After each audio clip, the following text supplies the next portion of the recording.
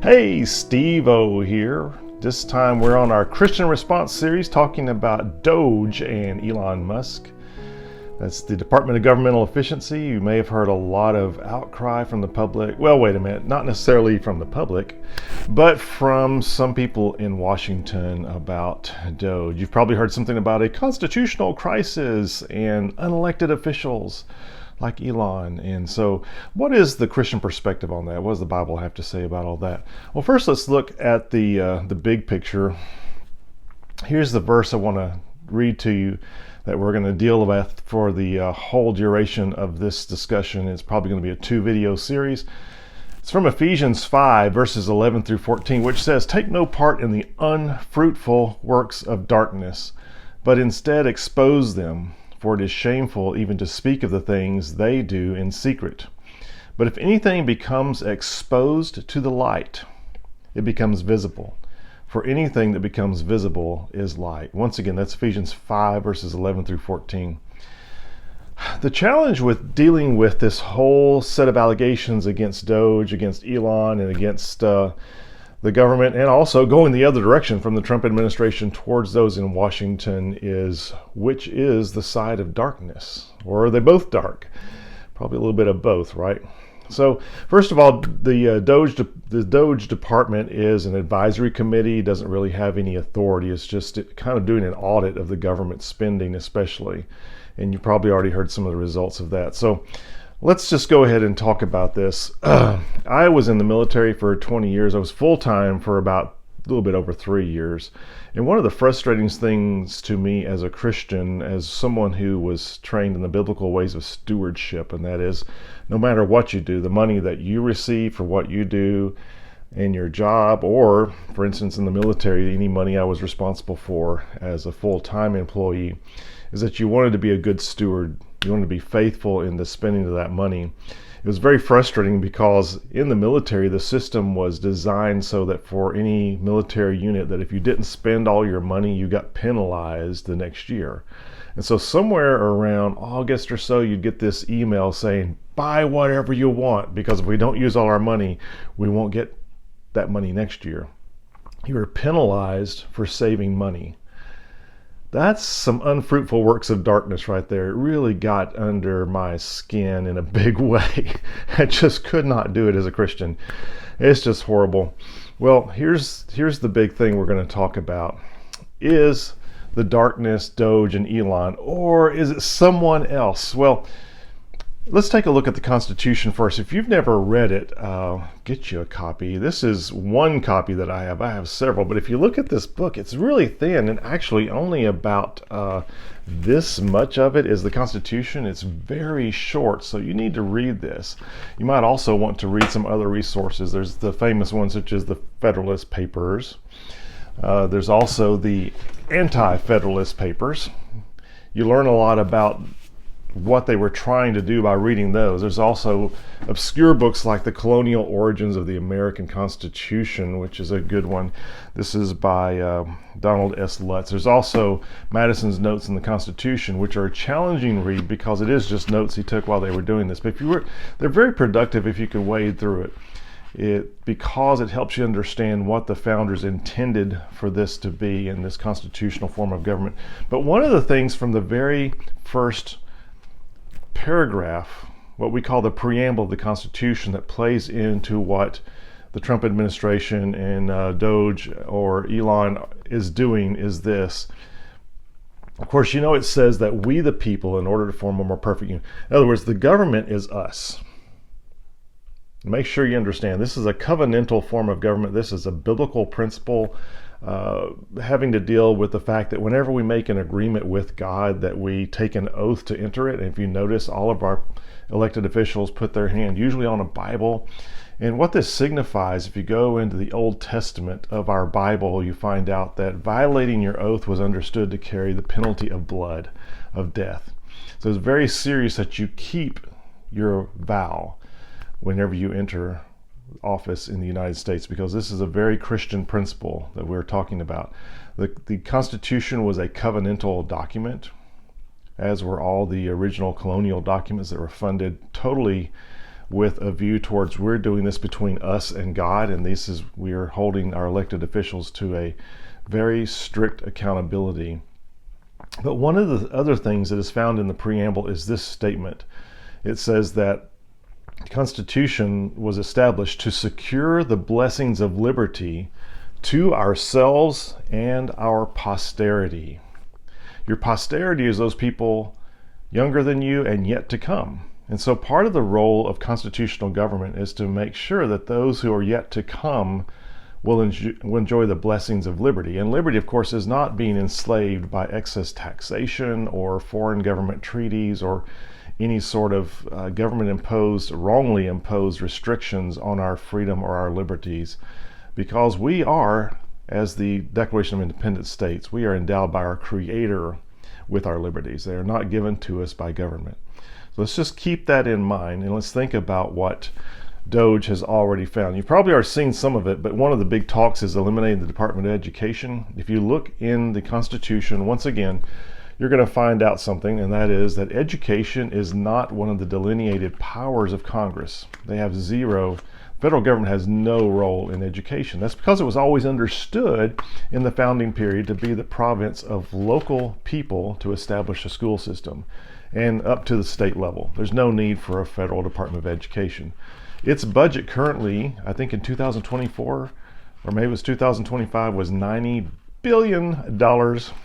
The Department of Education does not educate anyone with that $90 billion. However, there is a little bit of a trick there. Let's think about this. Is this darkness or is this good?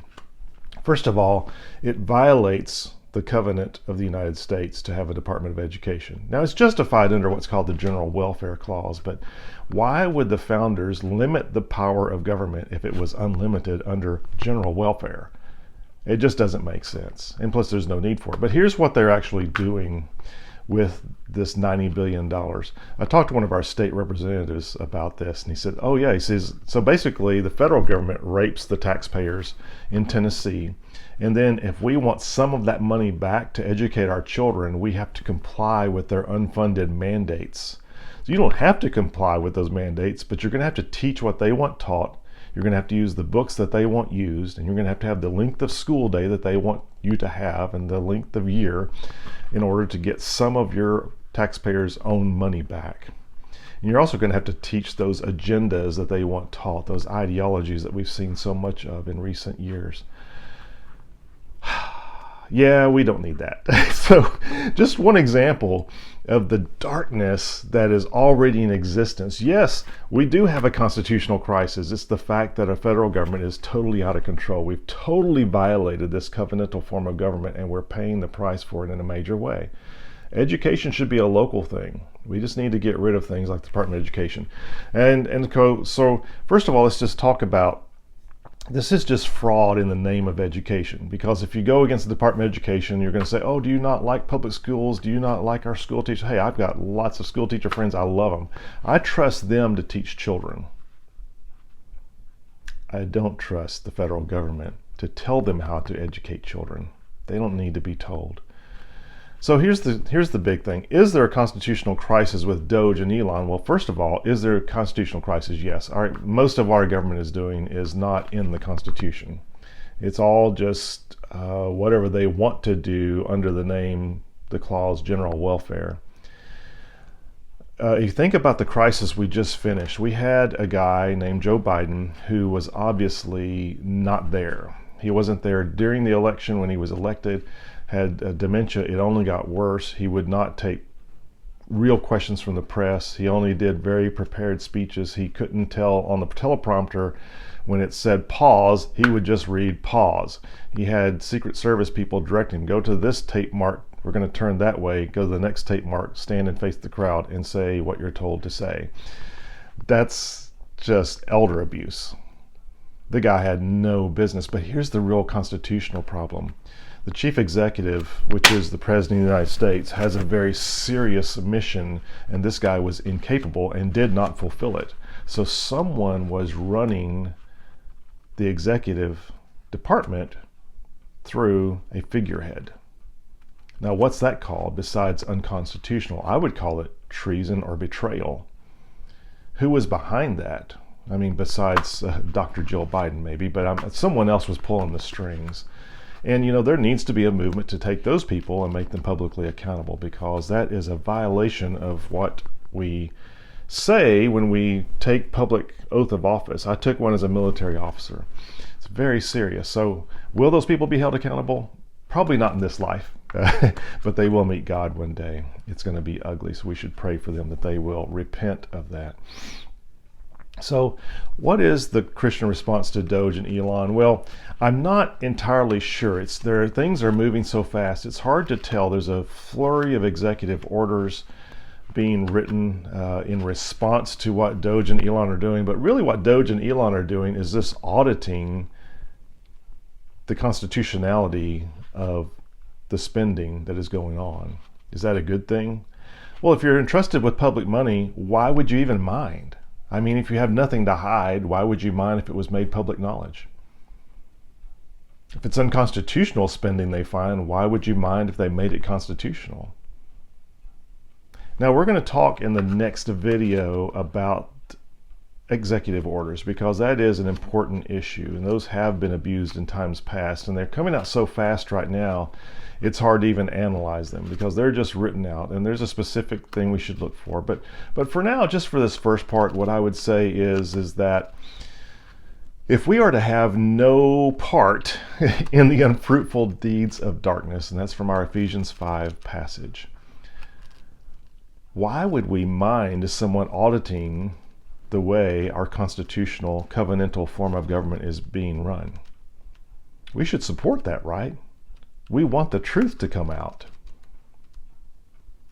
We need to support this. Let's uncover this. Oh yeah, we'll talk about the executive orders in the next issue, but for now, man, we cannot oppose this, I don't think. I mean, and furthermore, we really do need, if you're finding yourself, oh, I just don't like Elon or this idea of DOGE or whatever, I'm going, the truth is the truth.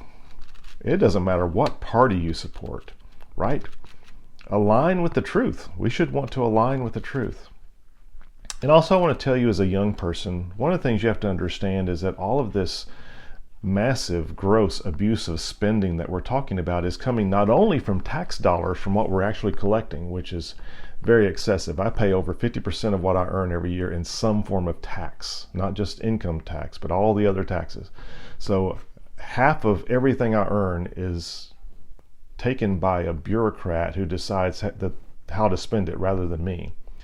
And so we're going to talk about more of that, but just how dark that is. We are way outside the constitutional bounds of government. And so, we really need to, I think, support the uncovering of darkness. Now, if you want a more detailed description of how the Christians should fit into this covenantal form of government, do get my book, Superhero, Being Who God Says You Are. You can get that at your local bookstore. You can go to bookshop.org and look it up. If you look at my websites, such as StephenMooreSpeaks.com, you'll see that my links do not go to Amazon or Barnes & Noble or any of the big publishing houses. It goes to Bookshop, where we support local businesses, because we need to understand how some of these mega corporations are in alignment with this unconstitutional process. They have ways of getting their hooks into the public tax dollars as well. So it's really good for us to know our local business people and to support them and to create jobs in that way, rather than continuing to fund this hugeness that has led to the constitutional crisis we find ourselves in today. Anyway, tune in for the next episode. And for the moment, I would just say, as your brother in Christ, why would we mind someone seeing how the money is being spent? And we'll talk about those executive orders next. Steve-O out.